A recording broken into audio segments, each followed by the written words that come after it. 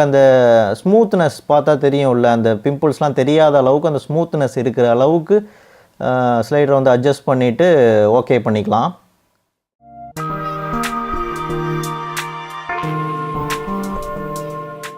Okay, இந்த அளவுக்கு இருந்தால் போதும் எனக்கு.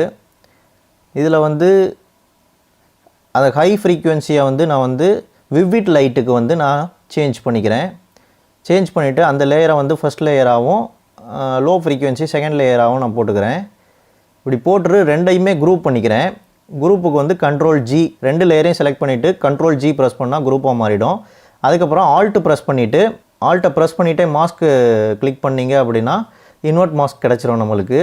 இதில் வந்து மாஸ்க் பிளாக்காக இருக்கும்போது கலரில் வந்துட்டு ஒயிட் இருக்கணும். அப்படி இருக்கும்போது ப்ரஷ் டூலை எடுத்துகிட்டு ப்ரஷ் பண்ண ஆரம்பிக்கலாம். ஃபேஸில் கொஞ்சம் கொஞ்சமாக ப்ரஷ் பண்ணிட்டு வரணும். எட்ஜஸ்லாம் கொஞ்சம் பார்த்து கேர்ஃபுல்லாக வந்துட்டு ஹேண்டில் பண்ணணும்.